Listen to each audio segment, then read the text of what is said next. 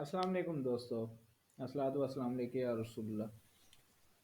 दोस्तों, हमने पिछली वीडियोस में जूलियस सीजर के एक्ट टू सीन टू तक डिस्कस कर चुके हैं और आज की इस वीडियो को हम स्टार्ट करेंगे एक्ट टू सीन थ्री से।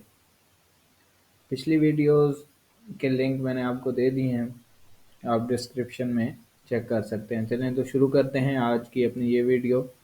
एक्ट टू सीन थ्री है। इस सीन के अंदर एक किरदार आर्टिमेंडोस नाम का नमूदार होता है, जो कि एक ज्योतिषी या सूदसेयर पेशन गोई करने वाला इंसान है। वो इस बात की पेशन गोई करता है कि साजिशी लोग अपने मकासद को हासिल करने के लिए सीज़र को नुकसान पहुंचाएंगे, और वो ये सारी बातें लिख कर एक ख़त लेकर उस रास्ते पर खड़ा होता है जहां से सीज़र ने गुजर कर सेनेट जाना होता है। वो ये सोच रहा होता है कि जैसे ही सीज़र यहाँ से गुज़रेगा वो ये ख़त उसको पकड़ा देगा, और अगर सीज़र ने ये पढ़ लिया तो उसकी जान बच जाएगी। इस सीन में और कोई ख़ास बात नहीं है दोस्तों, बस इतनी सी ही है। एक छोटा सा सीन है ये सीन थ्री। इसमें इसी सूदसेयर के बारे में बताया गया है कि वो ये ख़त लेके खड़ा होता है उस रास्ते पे, और उसमें उसने ये लिखा होता है कि कुछ साजिशी लोग जो हैं आपकी जान आज लेने के चक्करों में हैं, तो वो चाहता है कि वो सीज़र को बचा ले और ये ख़त उस तक पहुंचा ले। इसके बाद एक्ट टू का सीन फोर है। इस सीन में पोर्शिया एक नौकर को सेनेट की तरफ रवाना करती है कि जाओ और देखो वहाँ सीज़र ने क्या किया है और उसके साथ क्या क्या वाक़यात हुए हैं, और जल्द ही वापस आकर मुझे बताओ। तभी सूदसेयर यानी पेशीन गोई करने वाला वहां दाखिल होता है और पोर्शिया उससे मालूम करती है कि क्या सीज़र सेनेट के लिए निकल गया है या नहीं। तो वो उसे बताता है कि नहीं, अभी तक नहीं निकला, लेकिन जल्द ही वो सेनेट के लिए निकल जाएगा। ये सीन भी छोटा सा है, सीन फोर। इसके बाद जो है एक्ट टू यहाँ पे ख़त्म हो जाता है और एक्ट थ्री स्टार्ट हो जाता है। एक्ट थ्री का जो है सीन वन, उसके अंदर ये है कि आर्टिमेंडस और सूदसेयर एक रास्ते पर खड़े होते हैं सीज़र के काफिले के इंतज़ार में, यानी जिस रास्ते से सीज़र ने गुजरना होता है, उसके काफिले ने गुजरना होता है, जो कि इसको स्कॉट करके ला रहे थे, कास्का, कैसियस, ब्रूटस वगैरह। तो वो उस रास्ते पर खड़े हो जाते हैं जिसके अंदर सीज़र के साथ कास्का, कैसियस, प्रोटस वगैरह भी शामिल होते हैं। जब काफिला उनके पास आता है तो आर्टिमेंडस एक ख़त सीज़र को देने की कोशिश करता है और कहता है कि वो इसको लाज़मी पढ़े, लेकिन सीज़र ये कहकर इनकार कर देता है कि किसी का ज़ाती मसला मेरे लिए बाद का मसला है, पहले स्टेट की तरजीह है। ये ग्रोह स्टेट में दाखिल हो जाता है, यानी समझता है कि शायद वो समझता है कि शायद जो है कोई ये अपना मसला मेरे लिए ख़त पे लिख के ले आया है, इसलिए वो उस ख़त को लेने से इनकार कर देता है और कहता है कि मेरे लिए जो है स्टेट सबसे पहले है, उसके बाद जो है मैं लोगों के मसले जो है सुनूंगा। उसके बाद ये ग्रोह सेनेट में दाखिल हो जाता है। सब साजिशी अपने प्लान को मुकम्मल करने के बारे में सोच रहे होते हैं, और सारे मतलब वहाँ जो भी उनके साथ साथ लोग शामिल थे वो सोच रहे होते हैं कि अब किस तरह जो है हमने सीज़र को मारना है और किस तरह अपने प्लान को कामयाब करना है। ये ग्रोह सेनेट में दाखिल होता है और सब साजिशी अपने प्लान को मुकम्मल करने के बारे में सोच रहे होते हैं। टिरबोनस एंटोनी को सेनेट रूम से दूर ले जाता है कोई बहाना बनाकर, यानी वो एंटोनी को वहाँ से दूर ले जाता है ताकि एंटोनी कोई मज़ाहमत ना करे या सीज़र को बचाने की कोशिश ना करे। इसके बाद जो है वो अपना जो प्लान है वो सर अंजाम देते हैं। मेटिलस आगे बढ़ता है और सीज़र से अपने भाई के लिए मदद तलब करता है जिसको शहर से निकाल दिया गया था और रोम में उसके दाखिले पर पाबंदी थी। सीज़र इस पर साफ इनकार कर देता है कि उसने कानून की पासदारी नहीं की तभी उसे निकाला गया। इस पर कैसियस और ब्रूटस भी घुटनों के बल बैठकर मिटलस के भाई के लिए मदद मांगते हैं।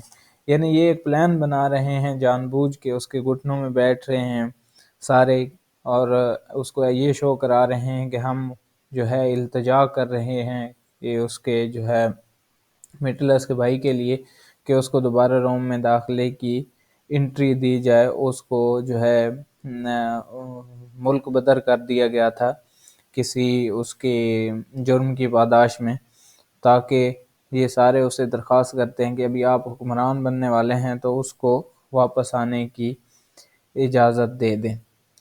तो लेकिन सीज़र इनकार कर देता है कि वो किसी भी हालत में स्टेट के खिलाफ कोई काम नहीं करेगा। इस पर डेकस और लेगोरस आते हैं और उनके पीछे कास्का होता है। सब सीज़र के घुटनों को पकड़ लेते हैं। सबसे पहले हमला कास्का करता है और चाकू सीज़र को मारता है। उसके बाद सब एक एक करके वार करते हैं और आखिरी वार जो है ब्रूटस करता है। आखिरी वार ब्रूटस करता है। जब सीज़र ब्रूटस को देखता है तो वो कि ब्रूटस भी उनमें शामिल है, तो वो पहचान लेता है कि ब्रूटस भी इस खेल का हिस्सा है। तो उसके मुंह से तारीखी अल्फाज निकलते हैं कि इट टू ब्रूटस, यानी ब्रूटस तुम भी इस खेल में शामिल थे, और मर जाता है। इस पर तमाम साजिशी टोला नारे लगाता है और लोगों को सीज़र से आज़ादी की मुबारकबाद देते हैं। तभी खबर आती है कि एंटोनी भाग गया है वहाँ से। सब लोग सीज़र के खून से अपने हाथ धोते हैं और खून आलूद तलवारें लेकर बाहर निकल आते हैं और लोगों को इस बात पर कायल करते हैं कि उन्होंने जो भी किया है वो रोम के मफाद में किया है और ये तारीख में याद रखा जाएगा। यानी वो अभी इस कत्ल को जो है वो ऑनर का नाम दे रहे हैं, रोम के ऑनर जैसा कि पिछली वीडियो में मैंने आपको बताया था कि उन्होंने इस प्लान को ऑनर का नाम दिया था कि ये रोम के ऑनर का प्लान है, उसकी इज़्ज़त व आबरू को बचाने के लिए और रोम के लोगों को बचाने के लिए। तो वो इस बात पर आप लोगों को कायल करते हैं कि ये रोम के लिए किया गया, ना कि हमारी कोई ज़ाती ख्वाहिश थी या ज़ाती दुश्मन थी सीज़र के साथ। अब एंटोनी अपने नौकर को भेजता है कि वो साजिशियों से सीज़र के कत्ल की वजह मालूम करे, उसके बाद मैं उनसे हाथ मिलाऊंगा। यानी ये लोग फिर एंटोनी को अप्रोच करते हैं कि वो उनके साथ मिल जाए, लेकिन वो एंटोनी जो है वो चूँकि वफादार था सीज़र का, तो वो कहता है कि मुझे सीज़र के कत्ल की वजह बताओ, तो उसके बाद ही मैं सोचूंगा कि तुम लोगों से हाथ मिलाना है या नहीं मिलाना। अगर तुम मुझे सेटिस्फाई कर लोगे तो मैं तुम लोगों के साथ मिल जाऊंगा, अगर नहीं करोगे तो फिर मैं तुम लोगों की मुखालफत करूंगा। इस पर ब्रूटस जो है जवाब में पैगाम भिजवाता है कि वो आए, उसे कुछ नुकसान नहीं पहुंचाया जाएगा और उसको सीज़र के कत्ल की वजह भी बताई जाएगी। एंटोनी इस पर वापस आ जाता है और देखता है कि कैसे बेदर्दी के साथ सीज़र का कत्ल किया गया और उसके जिस्म के टुकड़े किए गए हैं। इस पर वो ब्रूटस को कहता है कि अगर कत्ल करना था तो उसे एकदम से मार देते, मतलब उसको दर्दनाक मौत देने की वजह तुम लोगों को ज़रा भी रहम नहीं आया, यानी एक ही बार उसको ख़त्म कर देते, उसके जिस्म के टुकड़े और इतने ज़्यादा उसको ज़ख्म देने की क्या ज़रूरत थी। इस पर ब्रूटस जवाब देता है कि बेशक हमारे दिलों में रहम है, लेकिन ये मसला रोम के लोगों के तहफ़्फ़ुज़ का था, इसलिए ऐसा किया गया। इस पर एंटोनी कहता है कि मैं तब तक तुम लोगों का साथ नहीं दूंगा जब तक कि तुम कोई ठोस वजह मुझे नहीं बताओगे इस कत्ल की। इस पर कैसियस और ब्रूटस जवाब देते हैं कि हमें उम्मीद है जो वजह हम देंगे तुम उस पर कायल हो जाओगे। एंटोनी कहता है कि सीज़र के फ्यूनरल पर तकरीरें होंगी, तो उस पर कैसियस नहीं मानता कि एंटोनी को भी मौका दिया जाए, लेकिन ब्रूटस कहता है कि कुछ नहीं होता, इससे पब्लिक हमें अच्छा समझेगी कि हमने सीज़र के दोस्त यानी एंटोनी को उसके जनाजे में शामिल होने और बोलने का मौका दिया। ब्रूटस कहता है कि स्टेज पर जो मैं बोल कर जाऊंगा, मुझे यकीन है कि उसके बाद कोई भी एंटोनी की बातों पर ज़्यादा तवज्जो नहीं देगा।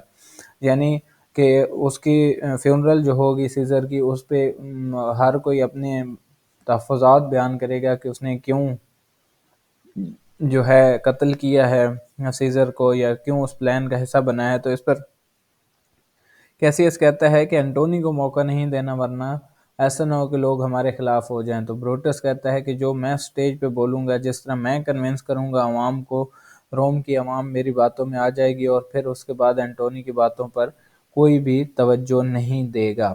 سب لوگ جنازے یعنی فنرل پر جمع ہوتے ہیں اور تقریریں کر کے سٹیج سے چلے جاتے ہیں۔ آخر میں انٹونی آتا ہے اور تقریر شروع کرتا ہے۔ سب سے پہلے وہ سیزر سے معافی مانگتا ہے کہ وہ اب تک اس کے قاتلوں کے ساتھ نرمی سے پیش آ رہا ہے، اور یہ کہ اس کی موت سول وار کو جنم دے گی، یعنی بہت زیادہ خون ریزی ہوگی اس کی موت سے، چونکہ انہوں نے ناحق اس کو قتل کیا ہے۔ تو اب جو سیزر کے چاہنے والے ہیں وہ بھی ان کیسیس اور جو ہے انٹونی بروٹس کو مارنے کی کوشش کریں گے، اور یہ اس سے بہت زیادہ تباہی ہوگی روم میں۔ وہ لوگوں کو سیزر کی بہادری کے کارنامے اور روم کے لیے قربانیوں کو بتاتا ہے کہ اس نے روم کے لیے کیا کیا قربانیاں دی ہیں اور اس کی کیا کیا جو ہیں خدمات ہیں، اور یہ کہ اس نے اپنی وصیت میں ساری جائیداد روم کے نام کر دی تھی۔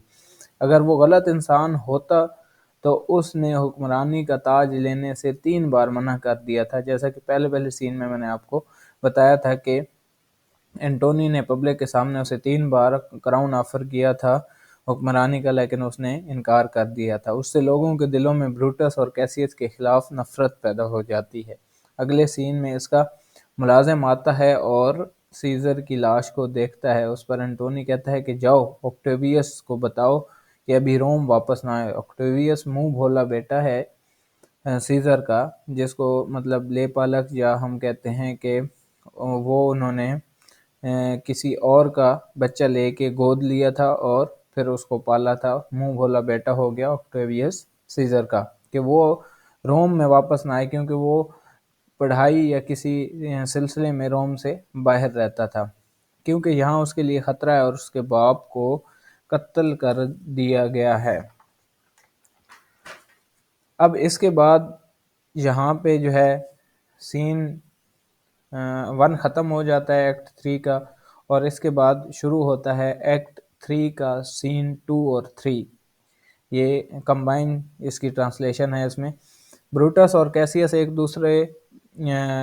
دوسرے مجمع میں جاتے ہیں، جبکہ کیسیس وہاں سے کسی اور مجمع سے خطاب کے لیے چلا جاتا ہے۔ مطلب کہ اب اس کی فیونرل پہ ہر جگہ ہی تقاریر ہو رہی ہیں، اور یہ جو چال جنہوں نے پلان بنایا تھا یا چال چلی تھی، وہ لوگ اب اپنے آپ کو بہادر شو اور روم کا جو ہے محب وطن شو کرنے کے لیے تقریریں کر رہے ہیں، کبھی ایک جگہ پہ عوام کے مجمع سے تو کبھی دوسری جگہ سے، اور اسی طرح تاکہ وہ لوگ جو ہیں ان کے دلوں میں سیزر کے لیے نفرت ہی رہے اور پیار یا رحمدلی نہ آئے، تاکہ وہ ان کے خلاف نہ کھڑے ہو جائیں۔ اور بروٹس وہاں کے لوگوں سے خطاب کرتا ہے، ان کو یقین دلاتا ہے کہ جو کچھ ہوا ہے اسٹیٹ کی عزت کے لیے ہوا ہے، ان کو یقین کرنا چاہیے، کیونکہ وہ بھی سیزر سے پیار کرتا تھا لیکن روم سے زیادہ پیار کرتا تھا، جس پر اس نے ایک سنگل آدمی کے پیار کو قربان کیا، یعنی کہ اس نے روم کے پیار میں آ کے سیزر کے پیار کو ختم کیا، اور روم کے جو اسٹیٹ سے پیار ہے اس کو ترجیح دی، اس لیے اس نے اس کے قتل میں حصہ لیا۔ وہ نہیں جانتا تھا کہ روم کے لوگ کسی ایک آدمی کی لیڈرشپ میں غلام بن کر زندگی گزاریں، یعنی وہ نہیں چاہتا تھا کہ لوگ سیزر کی غلامی میں رہیں۔ وہیں انٹونی سیزر کی لاش کے ساتھ داخل ہوتا ہے اور بروٹس عوام کو بتاتا ہے کہ انٹونی اس سازش میں شامل نہیں تھا، لیکن وہ اب ہمارا ساتھ دے گا۔ عوام تالیاں بجاتی ہے، بروٹس ان کو خاموش کروا کر انٹونی کو خطاب کا موقع دیتا ہے۔ وہ خود چلا جاتا ہے۔ انٹونی خطاب کے لیے مختص اونچی جگہ پر آتا ہے اور اپنی بات شروع کرتا ہے اور کہتا ہے کہ میں بروٹس کے الفاظ کی نفی نہیں کرتا، وہ ٹھیک کہہ رہا ہوگا، مگر میں سیزر کے بارے میں کچھ بتانا چاہتا ہوں کہ یہ وہی سیزر تھا جس نے روم کے جنگی قیدیوں کے جرمانہ جو ہوتا ہے اسے رینسم کہا جاتا ہے، کہ جرمانے ادا کیے اور ان کو واپس گھروں میں لایا۔ یہ وہی سیزر تھا جس نے روم کے خزانے کے صندوق بھر دیے، اور یہ وہی سیزر تھا جس نے تمام لوگوں کے سامنے بادشاہی کے تاج کو 3 بار ٹھکرا دیا۔